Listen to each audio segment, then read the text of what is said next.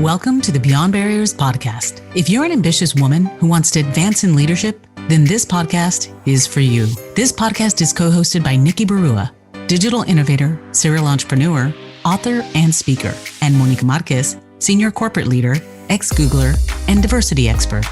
From inspiring stories to cutting-edge strategies, you'll learn how to develop the skill set, mindset, and tool set to get future-ready fast and accelerate your success.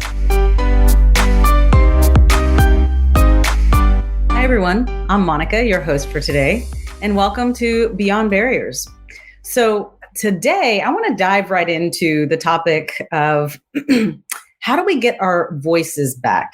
And part of the reason is because I've had several discussions over the course of the last week with various different women and cohorts of women that come through our Beyond Barriers Accelerator. And for some reason, this week, one of the prevailing topics has been, how do I find my voice in meetings? How do I stop the, how do I address the man-interrupting or the mansplaining? Or how do I take my power back when we have some of the what they call the bro-appropriating, where men are taking credit for ideas, or, you get interrupted and a male in the meeting is explaining what you're trying to say, or you just blatantly just get interrupted and overlooked or outvoiced. And so I thought this is really interesting because it is something that has been prevalent and a challenge for women for decades. I remember 20 years ago when I started, my career in corporate, hearing women and senior women talk about it. And this isn't something that just junior level women are dealing with. It's women at all levels, at the highest levels of organizations. And outside of these meetings, they are strong, bold, very pioneering individuals. But for whatever reason, in meetings, research has shown that there is a struggle. There's a struggle for women who feel like their voices are drowned out, can't even get a word in edgewise in the conversation.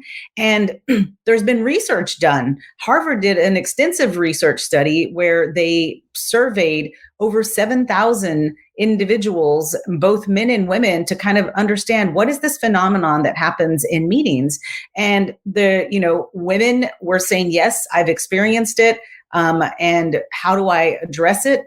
Men were also acknowledging that there was something going on, but they chalked it up to a whole lot of different things of the individuals being timid or, defensive or just emotional, just excessive emotion. So there was, definitely some butting heads of what was really causing it. But at the end of the day, after the research, there were a lot of insights that came from the research that I think will really help individuals think about, how do you become more comfortable and become more effective in meetings? And how do you take your power back when you feel like you've been robbed of the power and you can't really get your point across? And what's even worse, in this day and age, the latest research, there was a poll done by Catalyst, which is a nonprofit that focuses on helping women also accelerate in the workplace, similar to Beyond Barriers. They did a study and they reached out to 1,200 or 1,100 women. And the feedback was that 45% of them felt that given now in this day and age of virtual meetings, this problem has become even harder. And harder because some of the tactics that individuals were using, to be heard in live meetings are harder to do virtually. And so we're going to talk a little bit about that, because I've had experiences myself in meetings where I felt, my comment was overlooked, or there was an awkward pause, like they thought about it, and then someone just started talking again and it got completely dismissed. So how do you take your power back? Because I remember in those moments, I wasn't prepared to take my power back. And I walked out of that meeting fuming and just upset and kind of, I should have said this, or, just upset and ruminated and wasted a lot of energy and time thinking about it, when my other peers in the meeting it rolled off their back. It didn't even cross their mind again. And I found this out after doing research and reaching out to individuals, getting feedback of how I could do better. And so really at the end of the day, we need to think about what do we need to do in order for our voices to be heard, and getting direct feedback from individuals about your meeting behavior, what it is that you do or how you're being perceived. And then also figuring out ways to identify people who can be some allies and advocates around the table who can invite you into the conversation when they see you struggling. So let's dive a little bit into that. I want to share a little bit of, data points that, some of the research that even Harvard Business Review did. And this isn't, like I mentioned, a new problem. This is something that's been going on a while. And one of the most interesting research studies that Harvard did was about 6 or 7 years ago. So you can see it's been a problem that's been around, but they took over 7,000 surveys to really understand what's going on in these meetings. And women were saying, things like, well, I get overlooked, or I just, can't get a word in edgewise, or they themselves start getting feelings of self-doubt and they shrink themselves in the meetings, opposed to taking up more space, walking in, being more assertive, and having a point of view. Now, the important thing is that the really great thing about the study is they broke it down into what do men see happening in the meetings and what do women see happening in the meetings. And the interesting thing is that what men saw was that women weren't being concise, they weren't getting to the point, and that in some cases they were a little too passionate or over emotional in the meetings, and that was what was causing them to get overlooked. Now, we can all get upset and say, listen, women are held to, there's a double standard there. And the unfortunate truth is, yes, there is some systemic bias and barriers in there, but until those things can actually change, we've got to figure out ways to work around them, or, work over them, under them, whatever it takes.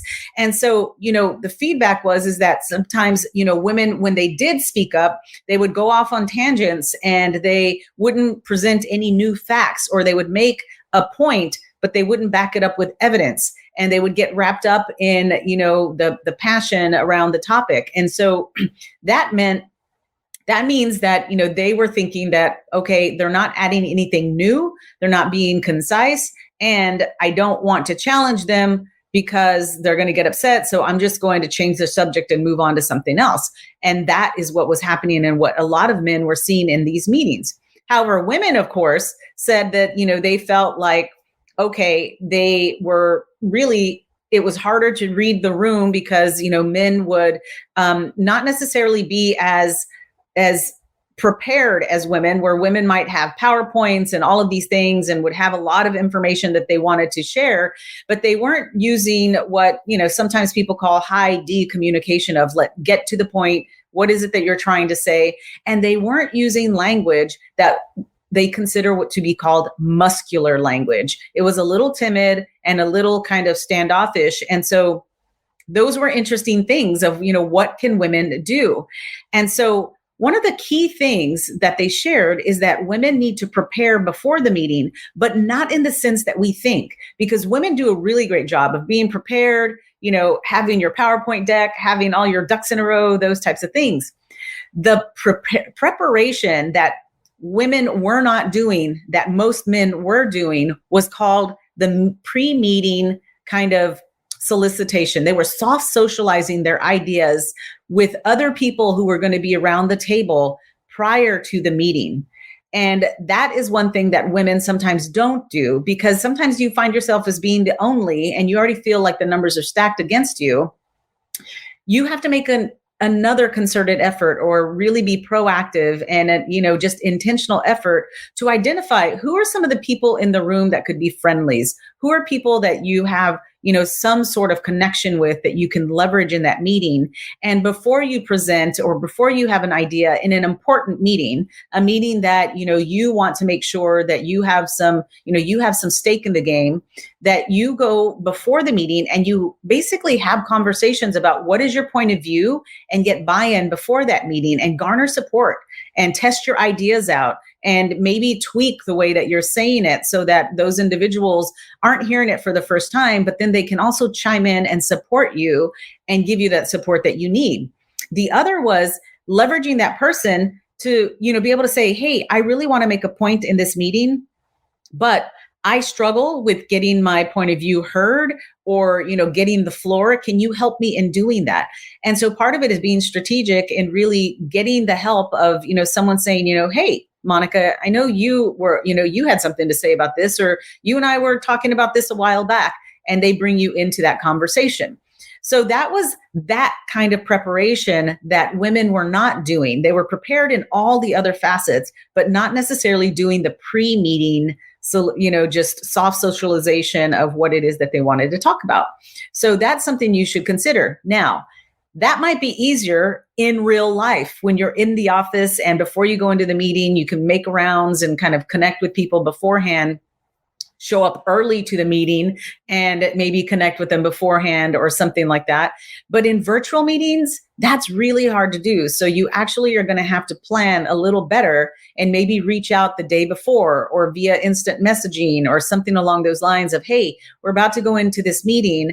Here are my thoughts, and I would really love your support in this situation of like being able to reach out beforehand. It's going to be a little different in the virtual world. So be creative and think about ways of how you can talk to these individuals before that important meeting so that you know who you've enlisted the help of. And maybe this will help you be heard a little better. Now, the other piece, of course, is the hard part is that in those moments, sometimes when you do get talked over, what is it that you can say in order to gain your power back? And we all saw a really great example during the presidential debates when Kamala Harris was like, I'm speaking, and, took the floor back. That is honestly what we need to start doing, is feeling confident to be able to find ways or have the phrases, the statements that you need to make to take the power back. And it could be something as simple as like, hold on, I haven't finished my thought, and then be able to go on saying that, or saying, I'm sorry, I'm not done speaking. I really want to hear your perspective and what you want to say, but let me finish, and then go on, doing that, where it may be trying not to be very, defensive in that way, but keeping an even keeled tone. That was the other important thing that they brought about, is that sometimes the reason women were being called too emotional was because the pitch of their voice would change whenever they started getting frustrated or upset or angry. And so learning to make sure that you can control your voice and make sure that you stay even keeled and you don't, resort to sarcasm or just being very short and, and abrupt. Of how do you practice that? How do you practice, keeping that? And believe me, I know, keeping that, the boil at bay and getting your point across. And so it was just different things of learning how to say, even in some cases, being bold enough to maybe not interrupt, but in that moment, in that pause, being able to say, have you thought about it this way? Or what if you looked at it like this? And you taking the floor whenever you are trying to get a word in edgewise. But the most important thing they came out in saying is leveraging more muscular language. And so it was basically being, more kind of proactive language opposed to passive. And I am, when I read these, I was like, oh my goodness, I say these things all the time. And I learned to switch and say it differently. And so rather than saying, how about I strongly suggest this. It's more assertive. It's more confident. In one of those things of like, yeah, I tend to agree, or just nodding your head, being able to say something much more assertive of, that's absolutely right, and here's why. And then adding why you believe, so strongly in that. The one that I used to do all the time that's the worst is, I think, or maybe, I would start my sentences with that. And I'll never forget one time, one of my sponsors to this day and one of my first managers, and his name is Lance Laverne, and some of you may know him. I walked out of a meeting one time, and he was someone who gave me some golden advice. And he was like, listen, Monica, you are an expert in this space. He was like, do not start with I think or maybe. He was like, So you need to go in rather than saying, I think, or maybe we should. It's just like, here's my advice. My strong advice is this, and just make your statement, not kind of edging it with I think or maybe, because you're leaving that window open of like it's just a little bit more passive and you're not as confident. The other is, maybe we can do this. Instead, it's just like, here's my plan. Here's what here's what I'm thinking. You can still use the word thinking, but it's just like, here's what I'm thinking, but you're more confident and you're going to lay out the plan. And the other that I used to always do is, well, what if we did it this way? I had to learn to say, I recommend this. And so just being much more proactive and assertive in my language and more confident and being able to know those key words that I was going to say to start off a statement, that is really, honestly, it was the hook, right? It was the hook that, oh, she's confident when I was saying things like, I strongly suggest, or I completely agree, and here's why, or here is my plan. It basically set me up like a leader, like I knew what I was talking about and my perspective was then heard. But whenever I was doing I think, or maybe, or shouldn't we? And it was also the pitch, the way that I was kind of starting those sentences. So it took some practice, and it took me getting in front of a mirror and practicing to do that. And it also took feedback from people in the room. So I used to enlist the help of others and say, hey, I plan on making some, strong points in this meeting. After the meeting, I would go up to them and say, how did I do? How could have I said that better? Did I come across assertive? Or how did I miss the mark? And you need to get that feedback, because they're not going to give it to you freely, because men also in the study said that they're afraid sometimes to give women feedback because they'll get upset or they'll get emotional. And so if you go and give and ask for the feedback and give them permission to give you the feedback, you'll be able to get better and better in, just taking your power back in the meetings. And in some cases, not losing your power, because you've had this conversation with those individuals, and you'll have people in the room who will be much more cognizant that they're doing that. At the end of the day, the research was showing is that this isn't being done out of malintent. There is never any malintent. The impact may be negative, but it's just the way that the conversation was rolling, and women were personalizing it a lot more, which is hard not to do. I'll admit, I'm the first one who finds it very hard to depersonalize things. But the one thing also the study brought out is that men don't personalize that. So if you have what you could maybe call an argument in a meeting, or a point counterpoint, and even if it gets a little heated, after the meeting, the guys it rolls off their back. They'll go have a beer with each other and that type of thing. And women tend to ruminate and, get upset and waste a lot of energy. And so learning to depersonalize that and know that, at the end of the meeting, like what was said, as long as you get your points across, then things will be better. They may not be perfect, and they may not be, just peachy and easy, but at the end of the day, you've learned to take your power back, and you're not leaving that room feeling disheartened, feeling less than, feeling undervalued. You've learned how to take your power back and how to say what you need to say. What if you could pinpoint the invisible ceilings limiting your success? Imagine having clarity on your strengths and barriers so you can take action and gain unstoppable momentum to advance as a future-ready leader. Well, that's exactly what the Beyond Barriers quiz will help you discover.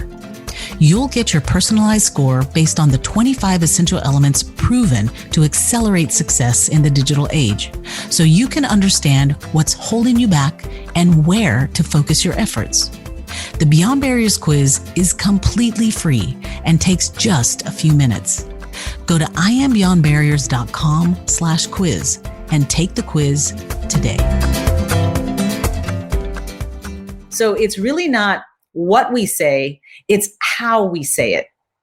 And so making sure that we are speaking in a much more assertive, kind of confident way. And believe me, there's a fine line, right? And there are the double standards that we're dealing with. But that's part of the reason you've got to test and learn. And it's different with different audiences as well. And so making sure that you're enlisting individuals in those meetings to give you the feedback that you need, that maybe you are coming across a little too assertive, or maybe you aren't coming across assertive enough, or maybe you are coming across assertive, but you're being too long-winded. So be much more concise, etc. So it's not going to happen overnight, and it's not going to be an easy fix. And you are going to have to enlist the help of others, but we have to learn to take our power back, and being able to have those little phrases in the back of your pocket to say, hold on, I'm not finished making my point, and being able to then finish your point, or being able to say, thank you, Michael. I appreciate you, bringing my idea back up. You've articulated it much better than I did, but that's exactly what I was saying earlier is this is the way we should go because X, Y, and Z. So even in those situations where maybe your idea gets bypassed and somebody else takes it, being able to have a phrase or two to take some of that power and take some of that credit back, and know that it's going to happen. Don't let it fluster you. Don't let it, don't let them get the best of you and lose your presence, your executive presence in that meeting. But it's going to take practice. So what I suggest is go to the mirror, prepare, know your stuff, know your research, whatever it is that you have, know your content cold, but learn how to be much more muscular in your language. Remember, saying things like, I strongly suggest, my strong advice is, I completely agree because XYZ, or here is my plan. No more, I think, maybe, or should we. None of that. Be assertive, be prepared, and just be who you are. You know your stuff. You wouldn't be in that room otherwise. And so it just takes a little bit of practice. It's like a performance. It's like anything that we do in order to, master it. It's going to take a little bit of trial and error. You may not get it right the first time, but you can continue to do this even virtually. And I think we will all start finding our voices and getting a little louder. So until these things go away, which I don't think they're going to go away anytime soon, we've got to learn how to navigate around them. So I hope this was helpful, and I hope that you will leverage some of these habits and these hacks so that you can continue to go beyond barriers. Thanks for joining us, and we'll see you next week. Thank you for listening to the Beyond Barriers podcast. There are thousands of podcasts out there, and we are so grateful that you've chosen to listen to ours. If you enjoyed the show, please leave us a rating and tell a friend about it. And subscribe to get new episodes every Monday, Wednesday, and Friday. Visit IamBeyondBarriers.com, where you'll find show notes, links, and the best way to connect with our guests. See you next episode.